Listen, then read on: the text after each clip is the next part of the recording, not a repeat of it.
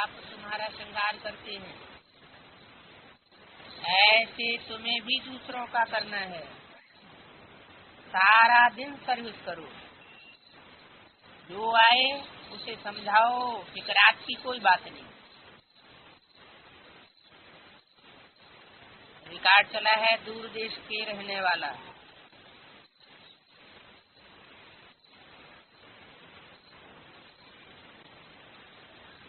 ओम शांति। मीठे मीठे रूहानी बच्चे अच्छी तरह से जानते हैं कि हम मुसाफिर हैं, ये हमारा देश नहीं है। कहाँ के मुसाफिर हैं? परमधाम के मुसाफिर। परमधाम में ऊपर जाएंगे क्या?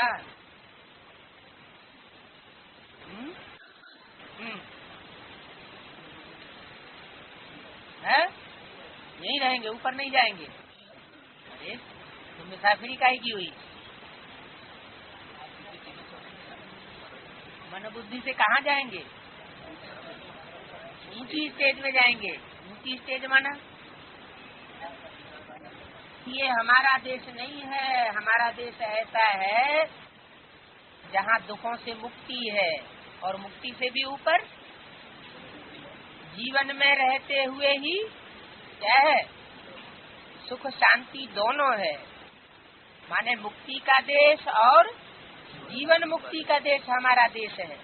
ऐसी स्टेज अगर शरीर में रहते हुए बनती है तो जैसे हम अपने देश में, हमारी मुसाफिरी पूरी हो रही है।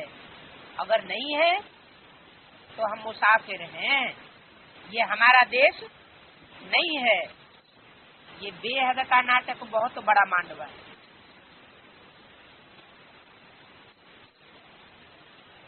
इतनी बड़ी बड़ी बत्तियां हैं। सबसे बड़ी बत्ती कौन सी है? नक्षत्र। इनमें इस पृथ्वी की बत्तियों में सबसे बड़ी बत्ती है सूर्य, और फिर नवग्रह। ये सदैव जलती रहती है। आत्मा जानती है हम सब एक्टर्स हैं। जो भी बड़ी बड़ी बत्तियां हैं वो सदैव जलती रहती हैं। रोशनी उनकी कभी ज्ञान की कम नहीं होती है। सब एक्टर्स और नंबरवार अपने पार्ट अनुसार पूरे टाइम पर आते हैं।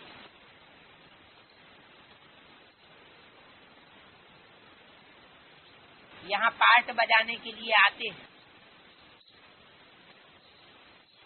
पहले पहले तुम वापस घर जाकर के फिर यहाँ आते।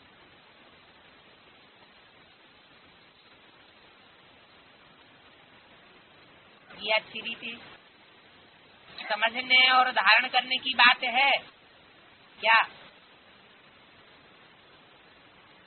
कि पहले पहले तुम घर वापस जाकर के फिर यहाँ आते हो।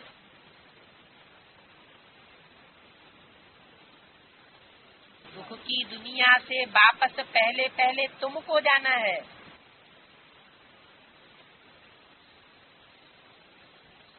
नाटक के एक्टर्स होते हैं ना, अगर एक दो के ऑक्यूपेशन को न जाने तो उनको क्या कहेंगे?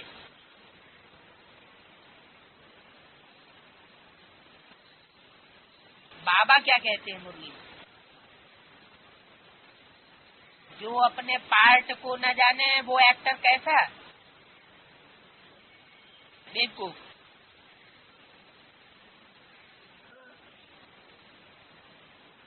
तो अपना पार्ट कौन सा जानना है? तो 84 जन्म होते हैं, पार्ट कैसे जाने? कौन से जन्म का पार्ट?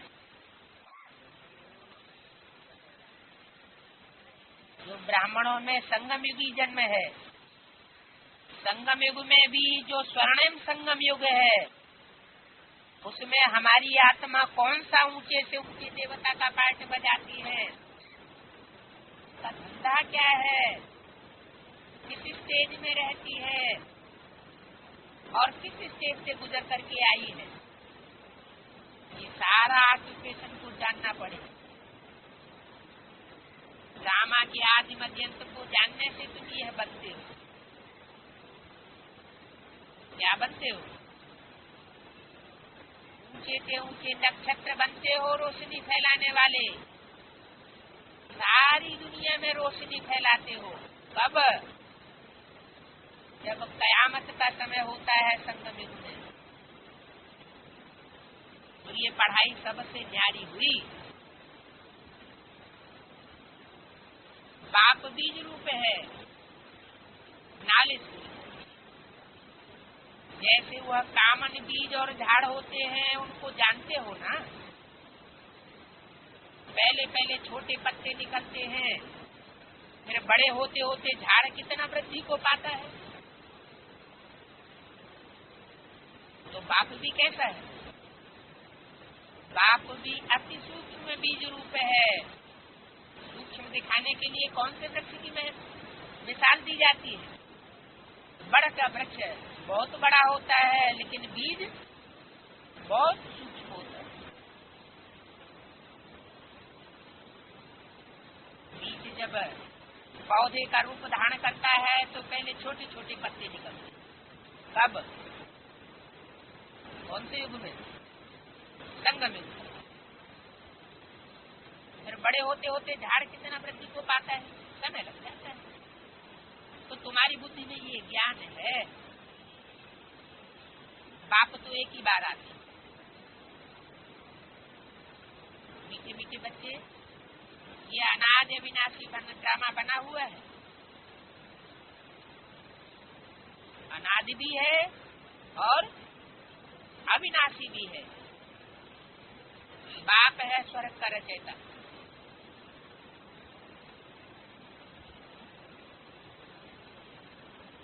हेवनली गॉड फादर है। हेवनली गॉड फादर क्यों नाम दिया गया?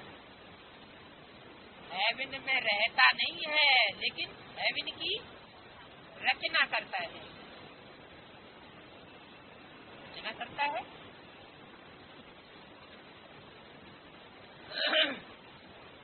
रचयिता और रचना। रचना तो साकार में होती है। जो रचना रची जाती है वो पहले नहीं होती, बाद में होती है। जैसे कुम्हार घड़ा रचता है, तो घड़ा पहले था क्या? नहीं था। मिट्टी तो थी, लेकिन घड़ा नहीं था। तो घड़े की रचना की गई। किसके द्वारा की गई? रचयिता के द्वारा, कुम्हार के द्वारा। तो कुम्हार रचयिता साकार हुआ या निराकार हुआ? रचयिता तो जरूर साकार में चाहिए। तो बाप है स्वर्ग का रचयिता। उनका बाप है शिव बाप। शिव बाप रचयिता कहेंगे। वो आत्माओं को ज्ञान क्रिएट करता है या स्वर्ग को रचता है? क्या करता है? ज्ञान क्रिएट करता है आत्मा। स्वर्ग क्या है, नर्क क्या है, आत्मा क्या है, परमात्मा क्या है, सृष्टि का चक्र क्या है, अनेक जन्मों की हिस्ट्री क्या है, इसके द्वारा जो ज्ञान सूर्य का पार्ट बजाने वाली आत्मा है, हीरो पार्टधारी, उसमें प्रवेश जब करता है तब रचयिता कहा जाता है।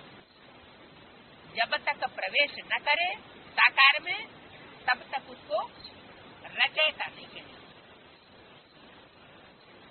इसलिए हेवनली गॉड फादर कहा जाता है। हेवन स्थापित करने बाप को आना पड़ता है। आना पड़ता है। ऊंची स्टेज से उतर करके इससे नीची स्टेज वाली नरक की दुनिया में आना पड़ता है। गैन भी है दूर देश का रहने वाला। ये रावण राज्य पराया है। रावण राज्य में राम को आना है।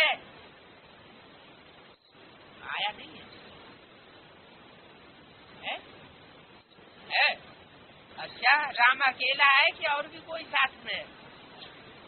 राम है तो राम का राज्य भी तो होना चाहिए। अरे है? स्थापन करना है। राम अकेला है, राम अकेला है या बंदर सेना है? राम का राज्य नहीं है। बंदरों के ऊपर राज्य करता है क्या? बंदरों के ऊपर तो राज्य नहीं करता। राम के राज्य में तो सब सुखी होते हैं, सब निर्विकारी होते हैं, सब मर्यादा पुरुषोत्तम होते हैं। तो रावण राज्य में राम को आना है ना? अभी आया नहीं है। अगर आया हो तो राम का राज्य भी होना चाहिए। राम को तो मर्यादा पुरुषोत्तम कहते हैं। तो मर्यादा पुरुषोत्तम आया है? आया है, आया है। मर्यादा पुरुषोत्तम है कि जात जाते के घाट का पानी पीने वाला है? मर्यादा पुरुषोत्तम कहते हैं उसे। कैसे?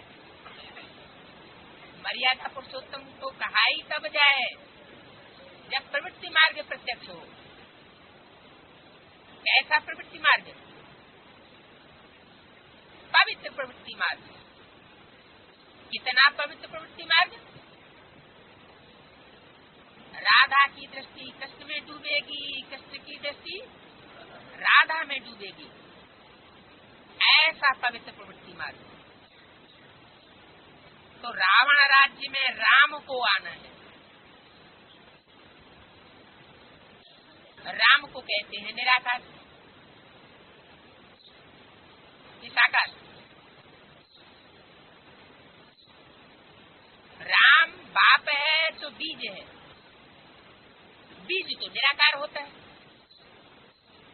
बीज जब संपूर्ण निराकारी स्टेज को पकड़े, जो सुप्रीम सोल निराकारी स्टेज वाला सदैव है, 24 घंटे की निराकारी स्टेज। कैसी? निरंतर स्टेज, अंतर न पड़ने पाए।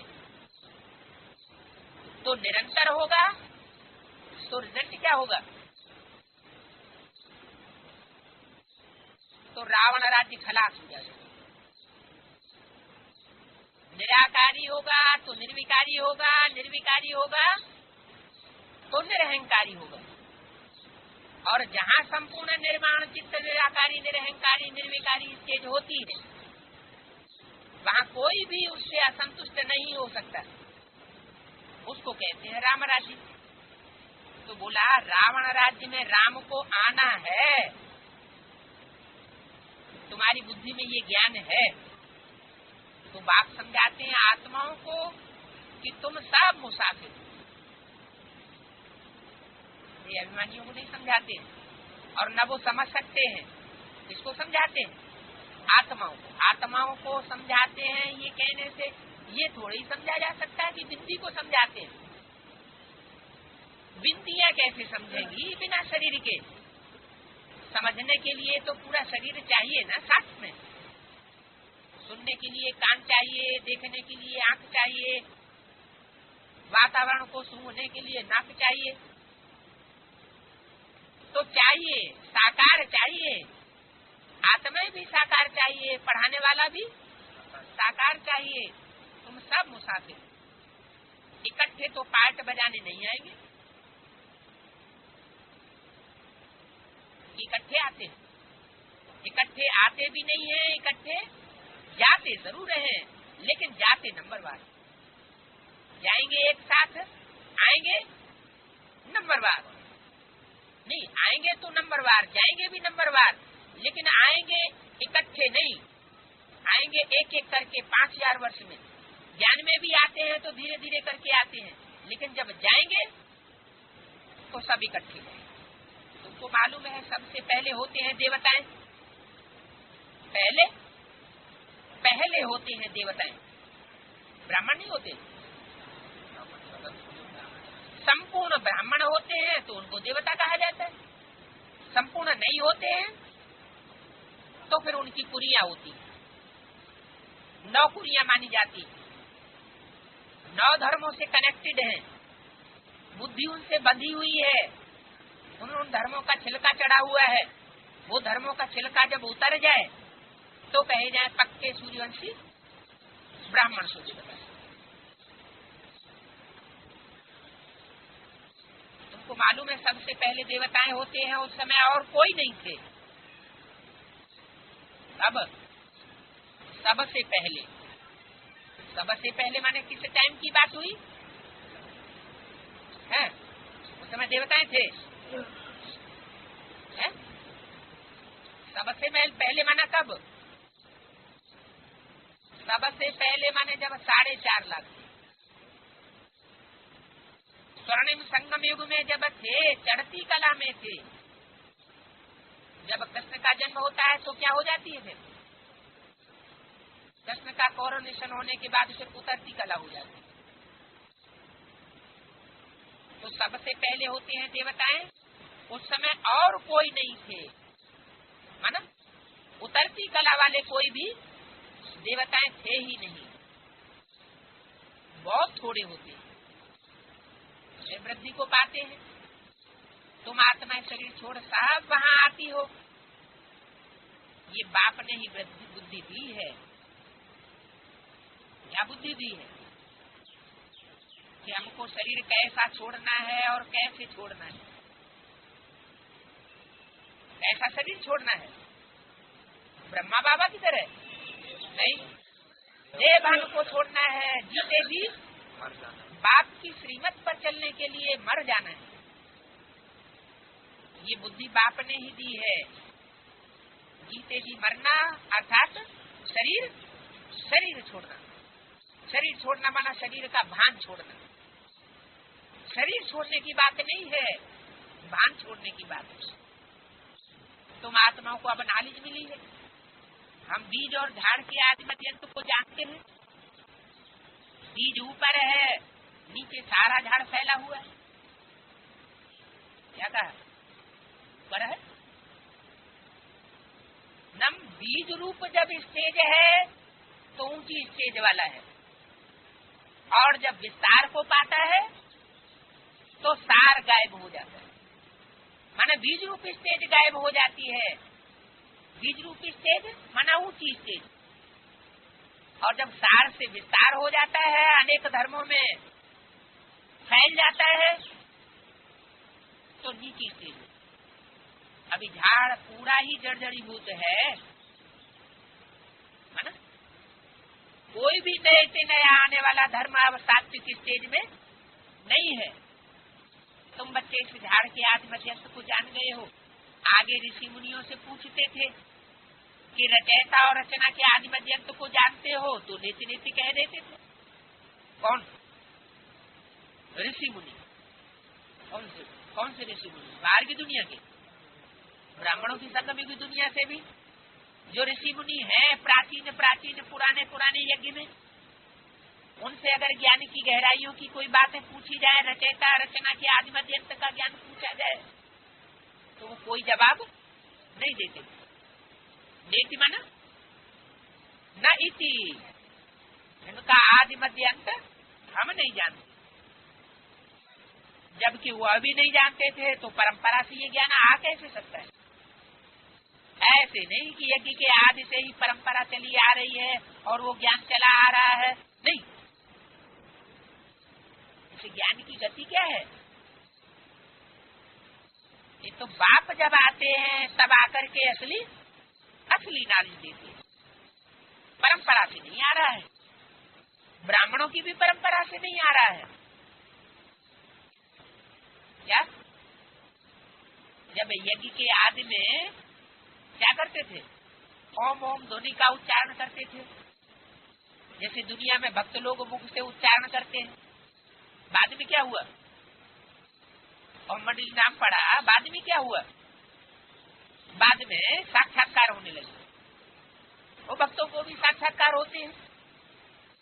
साक्षात्कार करके वो भी उमंग उत्साह में अल्पकाल के लिए आते हैं। उसे ज्ञान मार्ग नहीं कहेंगे। ज्ञान का साक्षात्कार जब एक बार किसी को हो जाए, असली मैं आत्मा कौन हूँ, क्या पार्ट बजाने वाली हूँ? मुझे आत्मा का बाप कौन है? ये पक्का पक्का जब साक्षात्कार हो जाता है तो आत्मा नीति स्टेज में नहीं उतरती। तो बोला ये ज्ञान परंपरा से नहीं आ रहा है कि ब्राह्मणों की जो परंपरा चली आ रही है शुरुआत से ये ज्ञान आ रहा है कि सुप्रीम सोल ज्योति बिंदु साकार तन में प्रवेश करके इस साकार नई सृष्टि की दुनिया की स्थापना नई दुनिया की करता है। ऐसा संगठन बनाता है जिस संगठन में सबकी अविनाशी स्टेज बनती है जीवन मुक्ति की। ये ज्ञान पहले से नहीं होता सब। ये सब आपने अच्छी तरह से धारण करनी है, भूलना नहीं है। पढ़ाई तो पढ़नी है, पढ़ाई और योग बल से ही तुम पद पाते हो। ऐसे नहीं सिर्फ पढ़ाई से पद पा लेंगे, पढ़ाई के साथ साथ योग बल भी चाहिए। पढ़ाई है पानी, ज्ञान जल, और योग बल है हमारी आत्मा की खुराक। ताकत कैसे मिली है? ताकत तो खुराक से ही मिली। खुराक भी कोई खाता चला जाए पानी न पिए तो क्या होगा? तो गर्मी चढ़ जाएगी दिमाग में, फिर क्या होगा?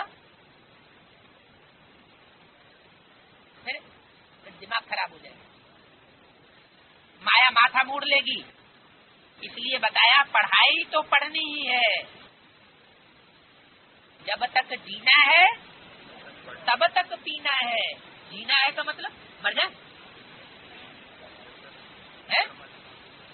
जीते जी मर जाए फिर पढ़ाई पढ़ने की दरकार रहेगी? ज्ञान में जीना है मन। जब तक देह अभिमान से जिंदा है तब तक पढ़ाई की जरूरत है। जब देह अभिमान से मर जाए तो पढ़ाई की दरकार नहीं रहेगी। देवताओं को कोई ईश्वरीय पढ़ाई पढ़ने की दरकार रहती है क्या? नहीं, क्योंकि उनकी तो कांस्टेंट आत्मिक स्टेज बन जाती है।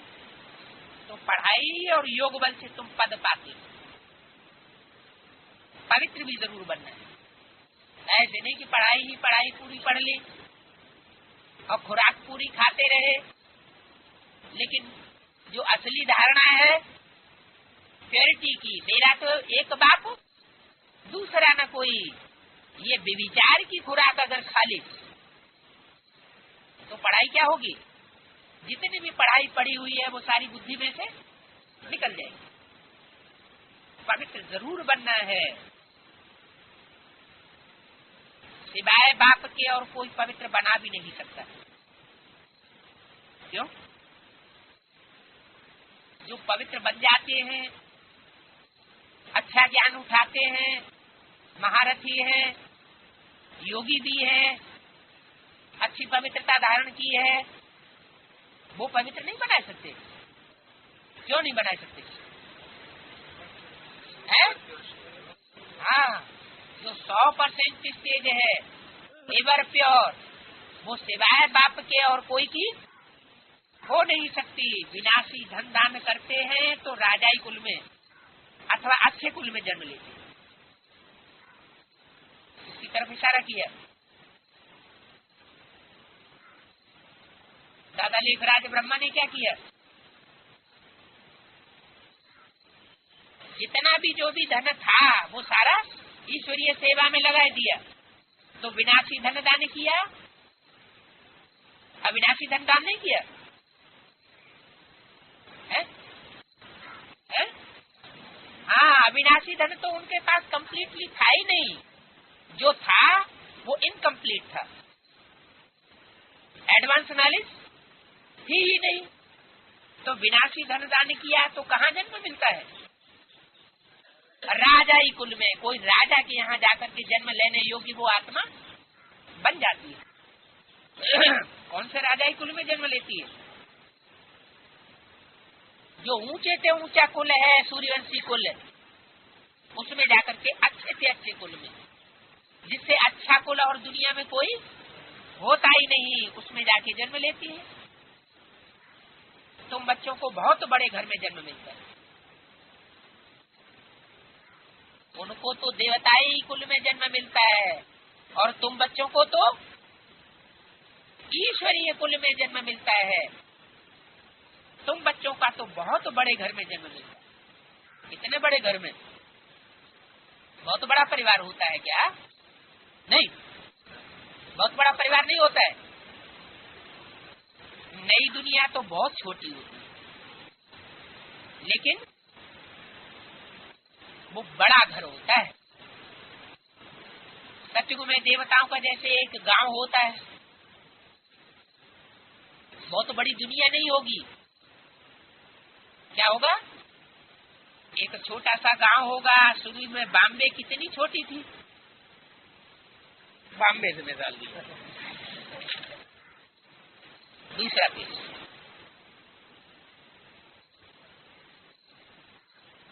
बॉम्बे से मिसाल क्यों दिया?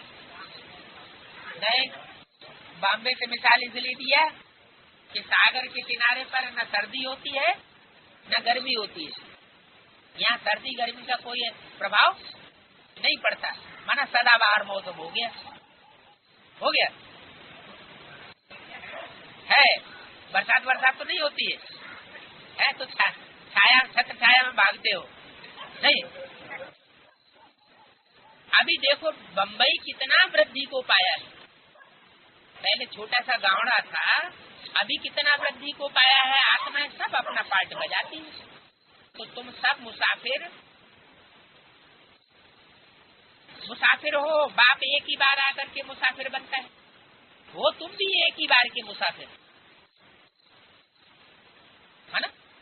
तुम भी एक ही बार नीची से नीची स्टेज को क्रॉस करके ऊंची से ऊंची स्टेज में जाने वाले मुसाफिर तुम भी एक बार के हो। तुम भी एक ही बार आते हो, फिर पुनर्जन्म लेते पार्ट बजाते ही रहते हो। अभी तुम अमर लोक में जाने के लिए अमर कथा सुनते हो। कैसे लोक में जाने के लिए? अमर लोक में जाने के लिए, अमर लोक में जाने के लिए है ना। हाँ, अभी जो हम अप एंड डाउन में आते रहते हैं, एक रस अवस्था नहीं बन पाती है। तो नहीं बन पाती है तब तक हम मृत्यु और जन्म के चक्र में आ रहे हैं। ये जन्म मृत्यु का चक्र जो है, अप एंड डाउन की स्टेज है। जो रास्ता बताया बाबा ने, हमें उन राहों पर चलना है जहाँ गिरना और संभलना है। तो संभलना और गिरने की स्टेज खत्म हो जाए,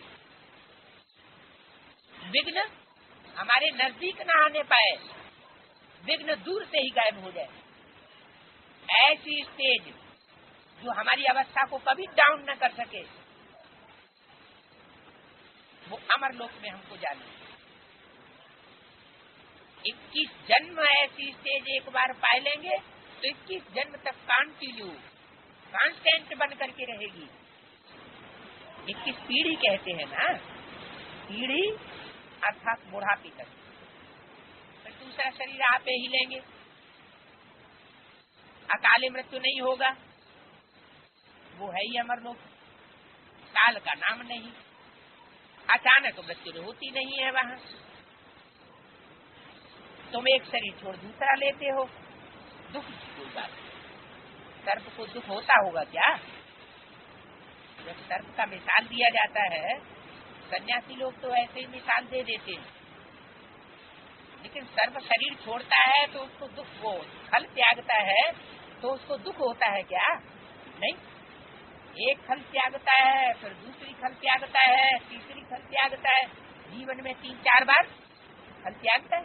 तो ऐसे ही हमारी आत्मा, तो आत्मा भी ये देह अभिमान खुशी और ज्यादा बढ़ती जाती है और ही खुशी होती जाती है। अभी तुमको आत्मा का ज्ञान मिलता है ना, आत्मा ही सब कुछ करती है, आत्मा ही में ही बुद्धि है, शरीर तो बिल्कुल अलग। शरीर जब छोड़ती है आत्मा तो मन बुद्धि साथ में जाती है ना, बल्कि मन बुद्धि को ही आत्मा कहा जाए, जिसमें संस्कार समाये हुए रहते हैं। तो शरीर अलग है और आत्मा अलग। शरीर में आत्मा न होती तो शरीर चल न सके। शरीर कब चलता है? मुर्दा तो चल नहीं सकता। आत्मा जब होती है तो शरीर चलायमान होता है। शरीर स्वयं चलायमान नहीं है, आत्मा चलायमान है। आत्मा एक शरीर छोड़ दूसरे गर्भ में जाकर के प्रवेश करती है। तो आत्मा चैतन्य है और शरीर जड़। जो चलता फिरता है, बोलता चालता है, वो है चैतन्य। आत्मा शरीर से निकल जाती है, जब तक शरीर धारण न करे तब तक चुर्र पुर्र कर न सके। तो जब तक आवाज ही न करे तो आत्मा भी कैसी है? जड़ है। शरीर में प्रवेश करके जब चुर्र पुर्र करती है या जन्म लेकर बोलती है तो कहा जाता है आत्मा चैतन्य।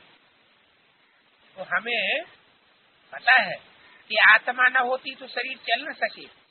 कैसे शरीर बनता है, आत्मा कैसे प्रवेश करती है, हर चीज वंडरफुल। बाप कहते हैं मीठे मीठे बच्चे तुम्हारा स्वर्ग है वंडरफुल। क्या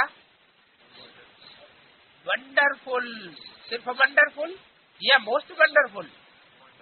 मोस्ट वंडरफुल। किसके किसके मुकाबले? दुनिया में मनुष्यों ने जो भी वंडर्स बनाए हैं उन सब वंडर्स में सबसे बड़ा वंडर है स्वर्ग। मुसलमान भी मानेंगे और अंग्रेज लोग भी उसको मानेंगे। ये दुनिया का सबसे बड़ा वंडर है। अंग्रेज लोग क्या नाम देते हैं? पैराडाइज। और मुसलमान नाम उसको देते हैं जन्नत। रावण राज्य में 7 वंडर्स दिखाते हैं, वो रावण राज्य के वंडर्स हैं। राम राज्य में बाप का एक ही वंडर है स्वर्ग, जो आधा कल्प काल में रहता है। वो वंडर्स अल्पकाल के नहीं है, तो फिर भी लंबे काल के, लेकिन स्वर्ग के मुकाबले कम काल के। मनुष्यों ने देखा भी नहीं है वो नई दुनिया का वंडर। आज के मनुष्यों ने वो वंडर देखा भी नहीं है, तो भी सबके मुख से स्वर्ग का नाम जरूर निकलता है। हिंदू हो, मुसलमान हो, ईसाई हो, सबके मुख से पैराडाइज का, जन्नत का, स्वर्ग का नाम निकलता जरूर है। सारी दुनिया देखेगी। नरक के बीच स्वर्ग का वर्षा देता हूँ तो नरक की दुनिया के लोग जानेंगे नहीं? जानेंगे, लेकिन सब उसका प्रैक्टिकल अनुभव कर नहीं सके। देखेंगे टीवी में तो सभी देखेंगे। सबके मुख से स्वर्ग का नाम जरूर निकलता है।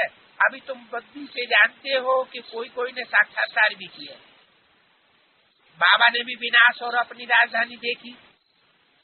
अर्जुन को भी साक्षात्कार में दिखाया है। क्या कहा? किसने देखा? बाबा माने कौन यहाँ पर? ब्रह्मा बाबा। बाबा ने भी विनाश और अपनी राजधानी देखी। अर्जुन को भी साक्षात्कार में दिखाया है। ये बाबा अलग हुआ, अर्जुन अलग हुआ क्या है? अगर अलग न हुआ होता तो अलग वाक्य बोल करके बताते क्यों? अलग अलग करके बताया ना। अब बरोबर ये है गीता एपिसोड। कौन सा एपिसोड? गीता एपिसोड।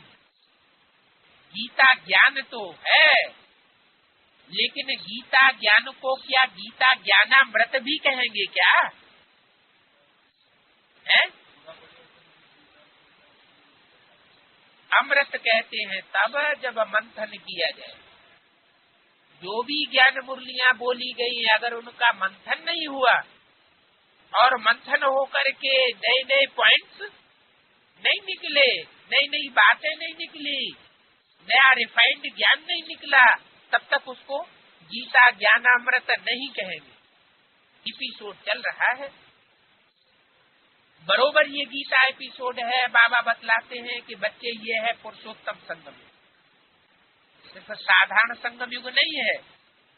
क्या है? पुरुषोत्तम संगम युग नाम क्यों दिया?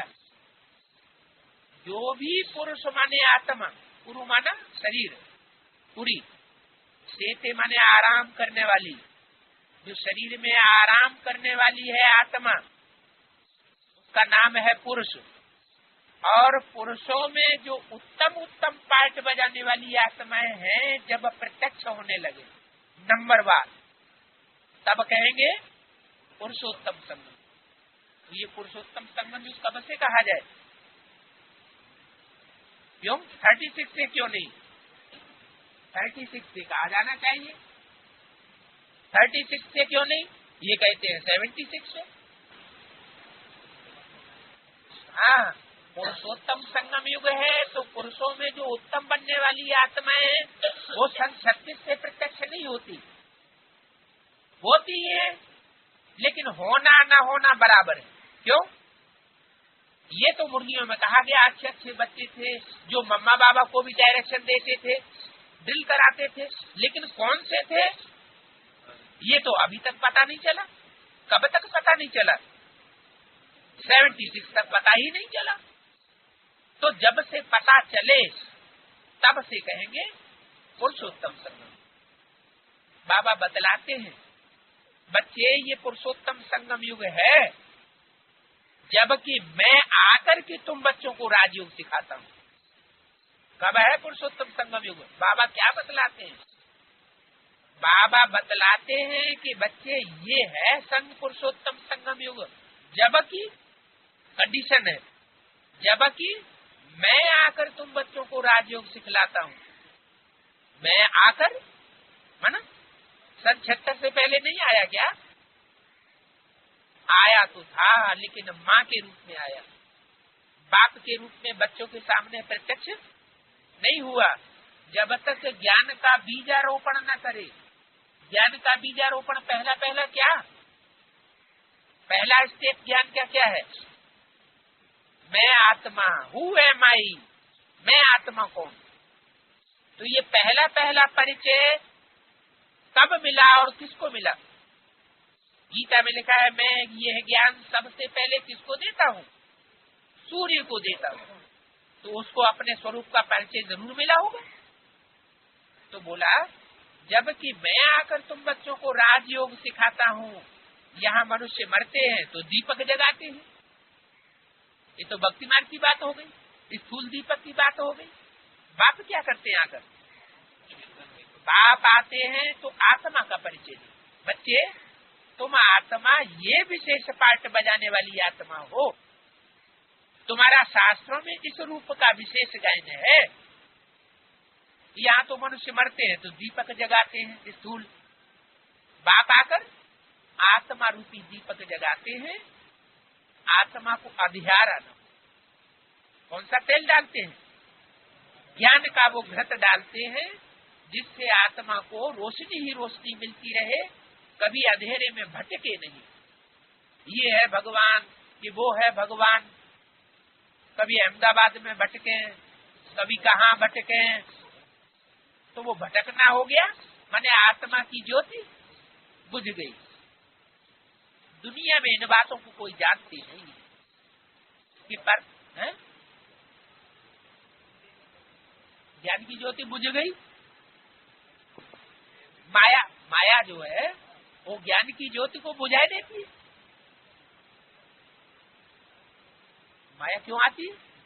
जो कर्म किए हैं वो माया के रूप में आएंगे नहीं 63 जन्म में। 63 जन्म में जिन जिन मायावियों के साथ विशेष क्लोज कांटेक्ट में रहे हो, तो वो पकड़ेंगे नहीं है?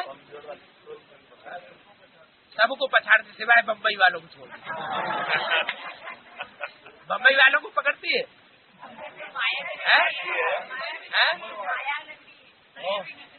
माया भी नगरी है। अच्छा, नगरी माया की है इसलिए नहीं पकड़ती है। और भी 2 घर छोड़ता है, उसमें एक बॉम्बे। अच्छा बोला है पकड़ में नहीं आते। अच्छी बात, अब देखेंगे। यहाँ मनुष्य मरते हैं तो दीपक जगाते हैं कि आत्मा को अंधेरा न हो जाए, अज्ञान का अंधेरा आ जाए तो माया पकड़ लेगी। सतयुग में ऐसी बातें होती हैं। कैसी बातें? कि अंधेरा वहाँ कायम रहे। यहाँ तो क्या होता है? यहाँ तो असुर जागृत हो जाते हैं, कहते हैं अंधेरा कायम रहेगा, हम ज्ञान को नहीं सुनने देंगे, ज्ञान की बात हम किसी को नहीं सुनने देंगे, नारा लगाओ अंधेरा कायम रहेगा। सत्युग में ऐसी बातें होती नहीं है। जो नई दुनिया होगी उसमें ऐसी बातें, अंधेरा कायम रखने वाली बातें होंगी नहीं। सत्युग में सब आत्माओं का दीपक जगा रहता है, घर घर में सोजरा होता है। यहाँ फिर मनुष्य घर घर में बत्तियां जलाते हैं। बाप कहते हैं इन सब बातों को अच्छी रीति बुद्धि में धारण करना है। कौन सी बातों को? इस रावण राज्य की दुनिया में टेम्परेरी टाइम के लिए वो जड़ दीपक जलाए देते हैं दीपावली पर। बाप कहते हैं तुमको ये जड़ दीपक नहीं जगाना है, अब क्या करना है? अब ज्ञान का जो चैतन्य दीपक है वो आत्मा में सदैव जगा के रखना है। बाप और राजधानी को याद करते रहो। क्या ऐसे नहीं सिर्फ अकेले बाप को याद करो है? बाप तो राजधानी में रहने वाला राजा है, लेकिन व्यक्ति के साथ साथ स्थान का भी महत्व होता है। स्थान थोड़ा जड़ होता है और व्यक्ति चैतन्य होता है। दोनों को याद करना है, बाप को भी याद करना है और दिल्ली राजधानी को भी याद करना है। दोनों चाहिए, ऐसे नहीं प्रकृति पति याद रह जाए और प्रकृति भूल जाए, क्योंकि बाप प्रकृति का आधार लेते हैं। जब तक प्रकृति का आधार न लें तब तक राजधानी स्थापन हो नहीं सकती। तो बाप और राजधानी को याद करते रहो। तुम जानते हो इतना समय हमने राजाई की है, कितना समय? 2500 वर्ष। जो बहुत समय के बिछुड़े हुए हैं उनसे ही बाप बात करते हैं। क्या कहा? बहुत समय माने कितना समय? 5000 वर्ष। अच्छा, 5000 वर्ष में से 150 वर्ष कम कर दिए जाए। जिनके 150 वर्ष कम होंगे, माना राधा कृष्ण जैसे बच्चों की जो संतान बनेंगे, उनसे बात नहीं करते हैं। नहीं समझ में आया? जो सतयुग के दूसरे जन्म में जन्म लेते हैं उनके 150 साल कम हो जाएंगे ना, उनसे बात नहीं करते, क्योंकि वो तो इस्लाम धर्म में कन्वर्ट होने वाली आत्माएं हैं। जो इस्लाम धर्म में कन्वर्ट होने वाली आत्माएं धोखा दे गई भारतवासियों को, भारत को, उन धोखा देने वालों से बात नहीं करते हैं। किनसे बात करते हैं? सच्चे और साफ दिल बच्चों से बात करते हैं, जो अपना पूरा पोता मेल ही नहीं देते, तो उनसे बात नहीं करते, गुस्सा हो जाते हैं। तो हमें अपना सब कुछ बताते नहीं। जैसे डॉक्टर होता है ना, तो डॉक्टर भी क्या करता है? मरीज से पूछता है और मरीज कुछ उल्टा पलटा बताता है या झूठा बता देता है, सच्चा नहीं बताता, तो डॉक्टर नाराज होता है? तुम्हारे एक्सरे में तो ये बात आ रही है, झूठ बोलते हैं। अभी आनंद भाई सच बोलता है? जो बहुत समय के बिछुड़े हुए हैं उनसे ही बाप बात करते हैं। बहुत समय माने कितने समय के बिछुड़े हुए हैं? 5000 वर्ष से बिछुड़े हुए हैं। हाँ, यज्ञ के आदि के बिछुड़े हुए। सिर्फ यज्ञ के आदि में बिछुड़े होंगे तो जब नई सृष्टि की शुरुआत होती है, आत्माएं सब परम धाम जाती हैं, उस समय भी सुप्रीम सोल बाप से सब बिछुड़ जाते हैं। तो बच्चे जानते हैं इस समय की बातों का त्योहार मनाते हैं। शिव जयंती भारत में ही मनाते हैं। शिव है ऊंच से ऊंच भगवान, भारत में ही शिव जयंती मनाते हैं। क्यों? हाँ, विदेशी जो है वो बाप को प्रत्यक्षता रूपी जन्म देते तो हैं, लेकिन देने के बाद फिर क्या होता है? फिर अज्ञान की नींद में सो जाते। तो जो बाप को पहचाना है, माया उनको भुला देती। जब खुद ही भूल गए तो दूसरों को प्रत्यक्षता रूपी जन्म का साक्षात्कार नहीं करा सकते। शिव है ऊंचते ऊंचे भगवान, वो भारत में कैसे आते हैं उसने खुद बताया कि मुझे प्रकृति का आधार लेना पड़ता है। प्रकृति के 5 तत्वों का बना हुआ जो सबसे बढ़िया सैंपल है, कौन सा सैंपल? मनुष्य शरीर। उस प्रकृति के पुतले का आधार लेना पड़ता है, आधार लेकर आना पड़ता है, तब तो बोलते हैं। जब तक प्रकृति के 5 तत्वों के बने हुए श्रेष्ठ पुतले का आधार न ले, तब तक कुछ भी बोल नहीं सकते। नहीं तो बच्चों को ज्ञान श्रृंगार कैसे कराएंगे? अब तुम्हारा श्रृंगार हो रहा है, तुम फिर दूसरों का कराए रहे हो, मनुष्य से देवता बनाने का। ये तुम्हारा काम है ये बहुत सहज, परंतु मनुष्यों की बुद्धि ऐसी डल हो गई है कि कुछ भी समझते ही नहीं। जब पूरी बात समझेंगे नहीं तो दूसरों को समझा भी नहीं सकते। टाइम ले, तुम प्रदर्शनी में सब बातें समझाते हो, जो आया जैसे समझाया सब ड्रामा में नूर है, फिक्र आपकी कोई बात नहीं। बच्चे कहते हैं बाबा माथा बहुत मारते हैं। कौन? समझने वाले माथा खपाई बहुत करते हैं, निकलता कोटों में कोई तो जरूर होगा। क्यों? बहुतों को समझाते हैं, उनमें से कोटों में से कोई क्यों निकलते हैं? अरे चुनाव तो होना है ना, सब थोड़े ही राजाई में आ जाएंगे। जो राजाई में आएंगे वही तो पुरुषार्थ करेंगे। जिन्हें राजाई में आना नहीं है, प्रजा में ही रहना है, उनके लिए तो कोई पुरुषार्थ की बात है ही नहीं। सो तो होगा। तुम कहते हो परमात्मा बिंदी है, शास्त्रों में ऐसी बातें है नहीं, इसलिए मुझ पढ़ते हैं। तुम भी पहले नहीं मानते थे क्या कि परमात्मा बिंदु है?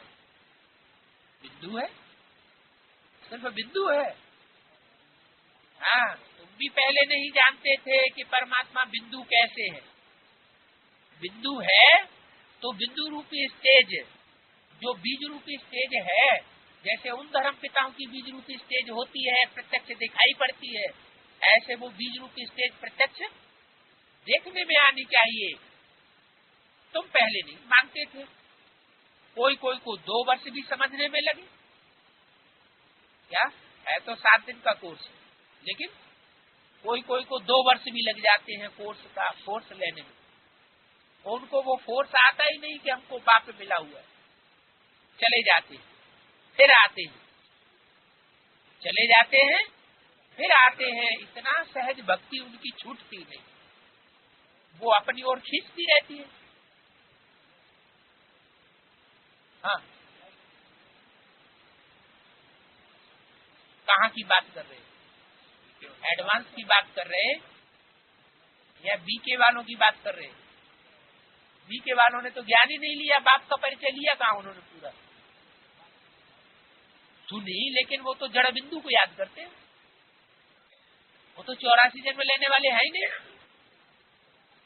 वहां से जो आ रहे हैं वो 84 जन्म लेने वाले हैं। उनमें भी माथा खपाते हैं, कोई 2-2 वर्ष लगाए देते हैं। पूरा कोर्स उनको बुद्धि में बैठता ही नहीं। हाँ, कोई पहला वाक्य सुना ज्ञान का, एडवांस नॉलेज का, और फट से उनकी बुद्धि में बैठ जाता है।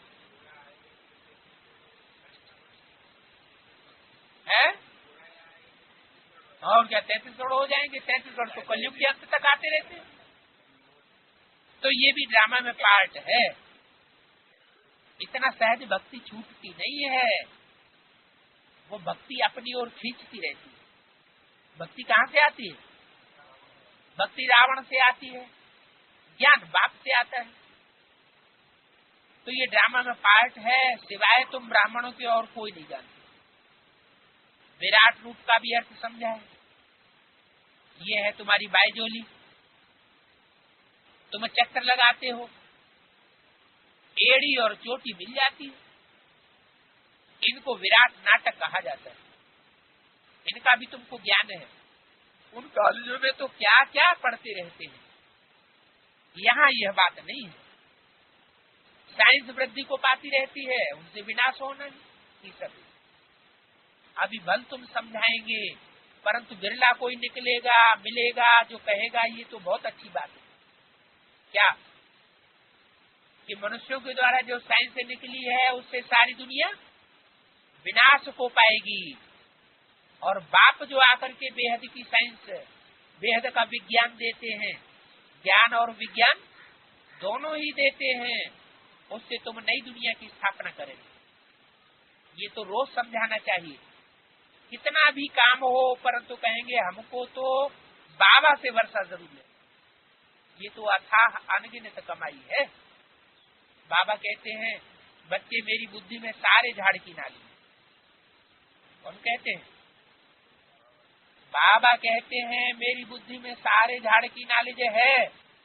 तो अभी तुम बच्चे समझ रहे हो, जो भी नॉलेज है वो मैं तुम बच्चों को समझाता हूँ। बाप जो समझाते हैं वो बहुत एक्यूरेट बात है, और जो कोई समझाते हैं वो उतनी एक्यूरेट बात समझा नहीं सकते। एक सेकंड न मिले दूसरे से, एक एक सेकंड में बात बदल जाती। ज्ञान कैसा है? ज्ञान बहुत अटपटा है, चटपटा है और खटपटा भी, लड़ाई झगड़ा भी कर देता है।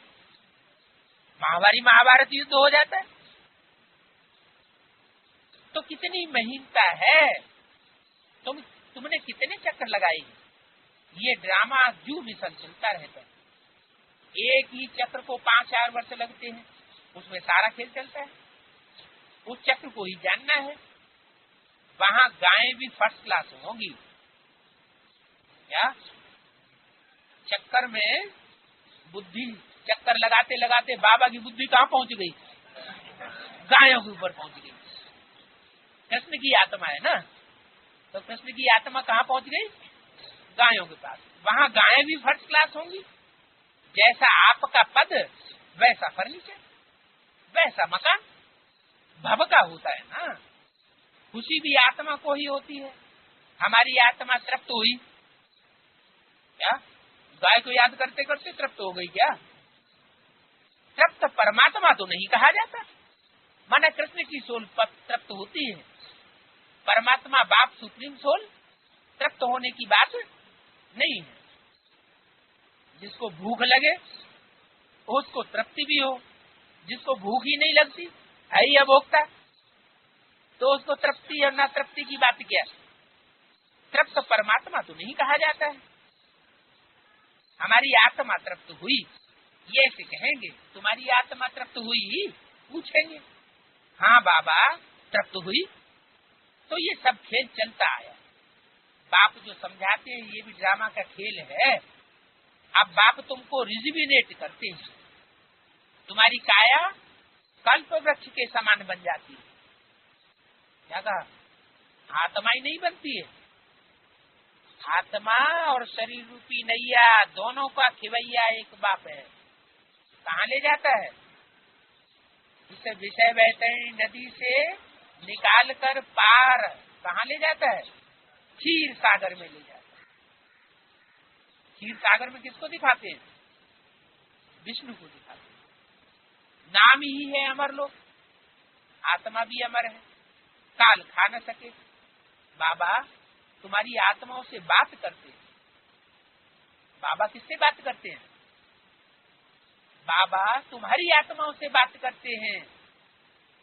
अच्छा, और किसी की आत्मा से बात नहीं करते? क्यों? और कोई आत्माएं आत्मिक स्टेज में स्थित होती नहीं, देवान में आ जाती है। ये शंकर पार्टी है, ये वो पार्टी है, विष्णु पार्टी है। अरे पार्टी है तो क्या हुआ, आत्मा तो है, बात तो कर लो, शायद समझ में आ जाए तुम्हारी बात। बाबा तुम्हारी आत्माओं से बात करते हैं। अकाल आत्मा जो इस तख्त पर बैठी है उनसे बात करते हैं। आत्मा इन कानों से सुनती है। हम आत्माओं को ही बाप पढ़ाने आए। बाप की दृष्टि हमेशा आत्माओं पर रहती है। क्या? बाप की दृष्टि हमेशा आत्माओं पर रहती है। माना किस पर नहीं रहती? जो देहाभिमानी सांडे होते हैं उनके ऊपर बाप की दृष्टि नहीं रहती। तुमको भी बाप समझाते हैं, बाप समझाते हैं तुमको। कौन सा बाप? दो बाप हैं, राम बाप,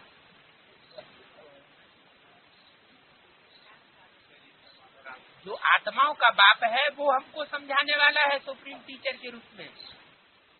शिव बाप समझाते हैं, जिसमें प्रवेश करते हैं वो भी कभी समझा सकता है, लेकिन वो समझाने वाला नहीं है। तो बाप की दृष्टि हमेशा आत्माओं पर रहती है। तुमको भी बाप समझाते हैं, हमेशा भाई भाई की दृष्टि रखो। भाई से हम बात करते हैं, फिर क्रिमिनल दृष्टि नहीं जाएगी। क्या? कौन सी प्रैक्टिस पक्की करो? हम आत्मा भाई से बात करते हैं, फिर क्रिमिनल दृष्टि नहीं जाएगी। ये प्रैक्टिस बहुत अच्छी चाहिए। हम आत्मा हैं, हमने इतने जन्म से पार्ट बजाया, हम पुण्य आत्मा थे, हम ही पवित्र आत्मा बने। सोने में ही खाद पड़ती है। जो आत्माएं पिछाड़ी को आएंगी उनको क्या कहेंगे? है? क्या कहेंगे? क्या कहेंगे तो जवाब देना चाहिए ना। है? जो आत्माएं पिछाड़ी को आएंगी उनको क्या कहेंगे? अरे अभी अभी तो बता दिया, सोने में ही खाद पड़ती है। सतयुग जो 16 कला संपूर्ण होगा उसमें तुम सब होंगे सोना सच्चा। उस सच्चे सोने में दूसरे जन्म में कौन सी आत्माएं आएंगी? कम कला वाली आएंगी। तो कम कला वाली आएंगी माने कुछ कमजोर आत्माएं आएंगी ना। वो कमजोरी की खाद उनमें पड़ी हुई होगी। तो बोला, पूछा, जो आत्माएं पिछाड़ी को आएंगी, चलो सत्युग की बात नहीं समझ में आती है, त्रेता की नहीं समझ, अच्छा द्वापर में आएंगी, उनको क्या कहेंगे? उनको सोना कहेंगे कि खाद कहेंगे? अरे तो खाद ही है। तो खाद जो पड़ती है, खाद का जो संग का रंग लगता है, उससे सोना दूषित हो जाता है।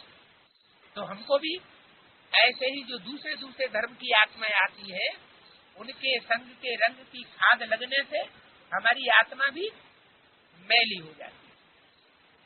कुछ परसेंटेज सोने का होगा। जो पिछाड़ी में आत्माएं आती है उनमें कुछ परसेंट सच्चाई होती है, बाकी सब खाद बल पवित्र होकर जाते हैं। परंतु पावर तो कम है ना। वो आत्माएं बल पवित्र होकर के जाती हैं। कहां से?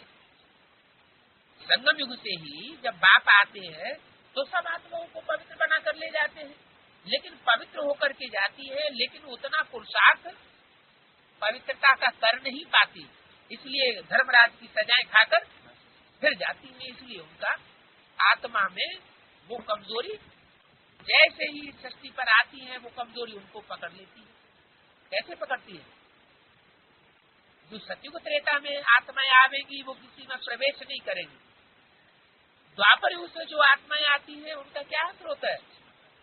वो कोई में प्रवेश करती। ऐसे ही वो तो ज्यादा उतरती कला की बात हुई द्वापर युग से आने वालों। लेकिन जो कम कला में उतरती है, मानो 15.16 कला वाली आत्माएं वो नहीं उतरती क्या?